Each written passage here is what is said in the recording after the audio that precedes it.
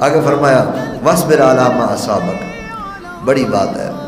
फरमाया मुसीबतों पर, परेशानियों पर, टेंशनों पर, प्रेशर पर, बाज़ औक़ात इंसान पर मुख्तलिफ़ किस्म के प्रेशर होते हैं। घरेलू प्रेशर है, मुआशी प्रेशर है, समाजी प्रेशर है, और उसको इलाके का कोई प्रेशर है, लोगों की तरफ से उसको कोई खौफ है, ठीक है। इस तरह कोई उसको कोई बीमारी आ गई और उसे खदशा, खौफ है, ख़तरा है कि मैं इसमें दुनिया से रुखसत ना हो जाऊँ।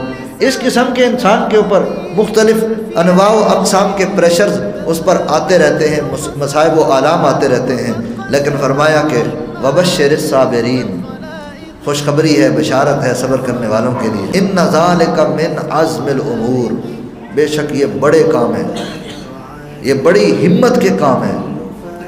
सब्र करना, अच्छाई का हुक्म देना, और यकीन माने, ये बात ज़हन में रख लें, जब आप किसी को अच्छाई का हुक्म देते हैं ना तो आपकी मुखालफत होती है, और जब आपकी मुखालफत होती है ना, उस मुखालफत पर सब्र करना ये बहुत बड़ा काम है। ये सवाद कुए जाना, यहाँ कदम कदम बनाएं, जिन्हें ज़िंदगी हो प्यारी वो यहीं से लौट जाएं।